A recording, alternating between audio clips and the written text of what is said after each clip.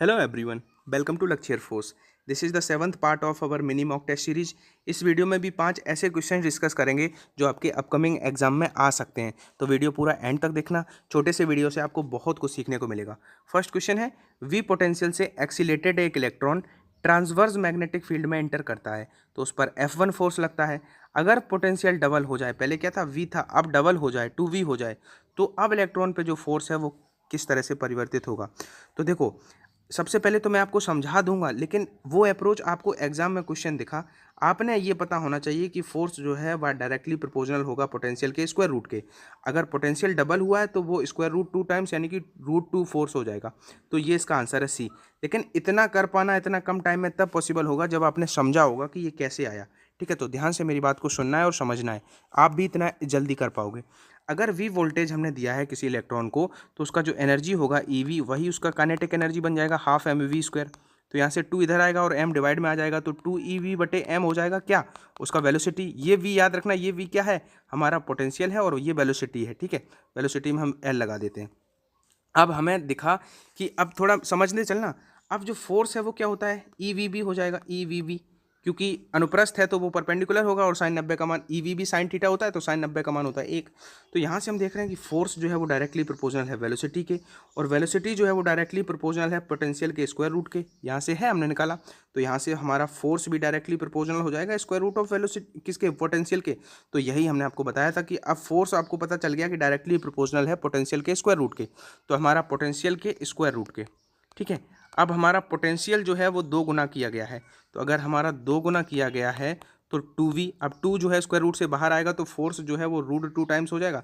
तो ये जो बड़ा फेमस क्वेश्चन है, इनफैक्ट जो 5 क्वेश्चंस मैं डिस्कस करूंगा आपसे आज, ऐसे क्वेश्चंस हैं जिनमें डेटा भी चेंज नहीं होगा। अगर ये क्वेश्चंस आएंगे तो एज इट इज आने की प्रोबेबिलिटी है। क्वेश्चन है, एक स्ट्रेट लाइन में मूविंग इलेक्ट्रॉन जो है मैग्नेटिक फील्ड में पैरेलल इंटर करता है, तो वो इलेक्ट्रॉन क्या एक्सपीरियंस करेगा, डायरेक्शन या वेलोसिटी या चाल दोनों, या सब कुछ। आप ऑप्शंस देख सकते हो।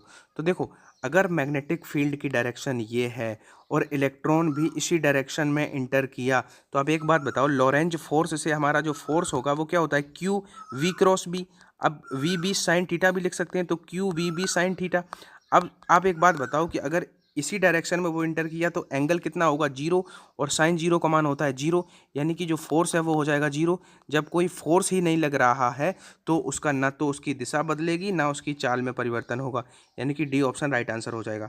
अब याद करो, मैंने कल आपको एक क्वेश्चन ऐसा ही था जो बताया था, इधर ही इलेक्ट्रिक फील्ड है और इधर ही मैग्नेटिक फील्ड है। ठीक है, दोनों जो है electric field magnetic field parallel है, यूनिफॉर्म है, और इसी डायरेक्शन में एक इलेक्ट्रॉन इंटर करता है।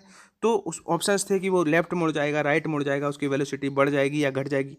तो उस केस में वेलोसिटी घटेगी। क्यों, मैग्नेटिक फील्ड तो 0 है, वो तो कुछ अफेक्ट नहीं करेगा, लेकिन आपका इलेक्ट्रिक फील्ड जो है वो अगेंस्ट की लगेगा, तो फिर हमारा इस इलेक्ट्रॉन की वेलोसिटी क्या हो जाएगी, डिक्रीज हो जाएगी, जो कल के पार्ट में बताया था। इसीलिए आज ये क्वेश्चन है केवल मैग्नेटिक फील्ड वाला।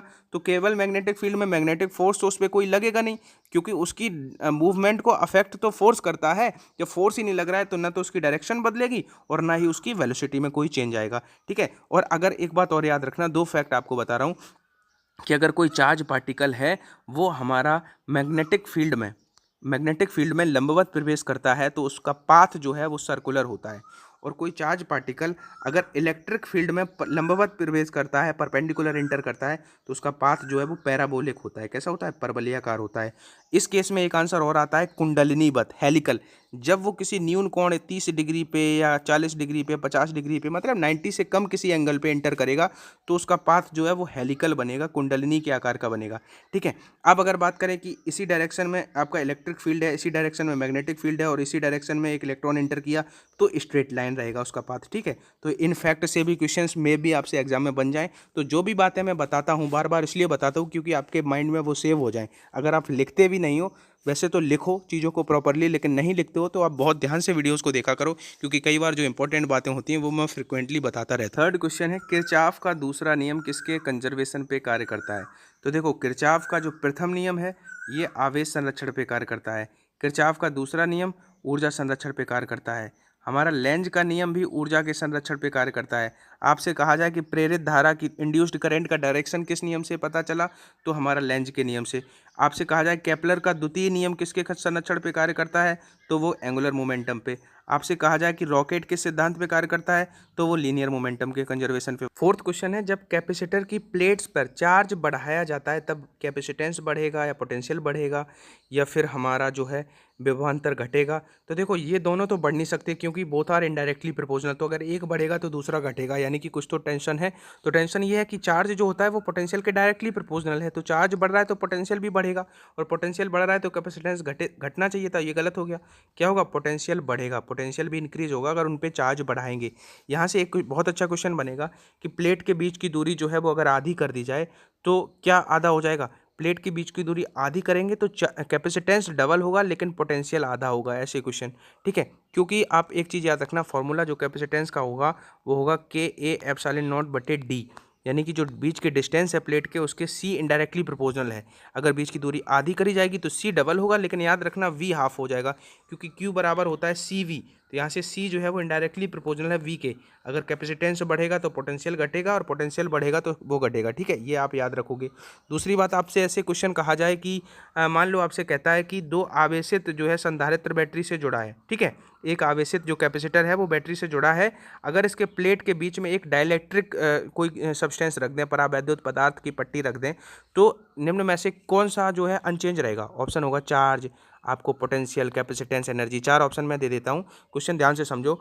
एक क्वेश्चन ऐसे आ चुका है, ये क्वेश्चन नेवी में, जब बैटरी से जुड़ा है, ठीक है, कैपेसिटेंस और डाइलेक्ट्रिक परावैद्युत पदार्थ इनके बीच में रख दिया जाता है, तो इनमें से क्या अनचेंज रहेगा। अगर ऐसा ऑप्शन आ जाए, एनर्जी, कैपेसिटेंस, पोटेंशियल, चार्ज, तो चार्ज जो है, जो आवेश है, वो अनचेंज रहेगा डाइलेक्ट्रिक रख देने पर। ठीक है, तो आप एक काम करना, जो आपका कैपेसिटेंस है उसको थोड़ा देख लेना, इसे बहुत अच्छे क्वेश्चन बन सकते हैं। आपसे कहा जाए कि धारिता किसके, आपका जो होता है 4πε0r। क्वेश्चन ट्रस्ट में ऐसे भी आ चुका है केवल कि सी जो है वो आर पे किस तरह से निर्भर करता है। एक गोलीय चालक की अगर त्रिज्या पे किस तरह से निर्भर करता है, तो सी डायरेक्टली प्रोपोर्शनल होता है आर के। ठीक है, आपसे मान लो अभी आप कमेंट सेक्शन करो और पॉज करो कि अर्थ की अगर रेडियस जो है वो 6400 किलोमीटर है, उसको एक गोलीय स्फेरिकल मेटल मतलब चालक मानने पर उसकी धारिता क्या होगी। आपको ऑप्शन में दे रहा हूँ। ठीक है, अनंत होगी धारिता उसका, या जीरो होगी, या 711 माइक्रोफेरेड होगी, या एक मान लो 170 माइक्रोफेरेड कर। नेक्स्ट क्वेश्चन है, एक 90 वाट 30 वोल्ट के बल्ब को 120 वोल्ट की सप्लाई पर जलाना है, तो इसके लिए बल्ब को सीरीज़ में एक वायर लगाएंगे, उसका रेजिस्टेंस क्या होगा। देखो, एक जो बल्ब है ये हमने बल्ब मान लिया, इसकी सीरीज़ में एक वायर लगाया, मेन जो सप्लाई है वो 120 वोल्ट की है। ठीक है, ये कुछ सीन है। अब इसका जो बल्ब है इसका हमें पावर पता है कितना है, 90 वाट, और इसका वोल्टेज इसके अक्रॉस कितना है, 30। तो यहाँ पे एसोसिएटेड हम करंट निकाल सकते हैं। करंट के P बराबर VI से हम करंट मेंटली निकाल पाते कि I जो है वो पावर बटे वोल्टेज होता था। पावर था बल्ब का 90 वाट और वोल्टेज था वहाँ पे 30, तो हमारा जो करंट है वो 3 एम्पियर आ गया। अब यहाँ पे 3 एम्पियर करंट है तो यहाँ पे भी 3 एम्पियर करंट होगा, क्योंकि सीरीज़ में करंट सेम रहता है, पैरेलल में वोल्टेज सेम रहता है और सीरीज़ में करंट। तो यहाँ पे 3 एम्पियर करंट है। अब देखो, इसको मेंटली ये सवाल आते हैं ऐसे। ठीक है, अब यहाँ पे 120 था और यहाँ पे बल्ब का कितना था, 30 वोल्ट, तो यहाँ पे कितना है, 60 वोल्ट, 90 वोल्ट, क्योंकि 120 में से 30 जाएगा तो यहाँ पे 90 हो गया। अब यहाँ पे 90 है। अब आर वी बराबर क्या होता है, आई आर, तो आर हमें निकालना था, वी कितना है 90, और आई हमने कितना निकाल लिया 3, तो 3 से कट करेंगे तो हमारा 30 ओम यहाँ पे रेजिस्टेंस आ गया। ठीक है, इसको आप ऐसे ना करके ऐसे भी कर सकते थे। एक तो ये तरीका हो गया, दूसरा तरीका ये भी हो सकता था, ये बल्ब है, ठीक है, ये हमने वायर लगाया, इसका रेजिस्टेंस हमें निकालना है, सप्लाई है 120 वोल्ट।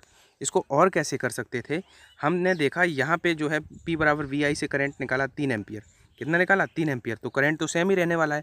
तो ओवरऑल हम अगर रेजिस्टेंस निकालें तो V बराबर IR से, तो V 120 रख देते हैं, I हमने 3 निकाला, तो हमारा रेजिस्टेंस जो है वो 40 आ गया। कितना आ गया, 40 ओम आ गया, 40 ओम रेजिस्टेंस आ गया। अब रेजिस्टेंस 40 ओम अगर आ गया तो यहाँ पे करंट कितना है, 3 आई, तो यहाँ पे R कितना होगा, V बराबर IR से R हो जाएगा V कितना है 30 वोल्ट, और करंट निकाला 3, तो यहाँ पे 10 है।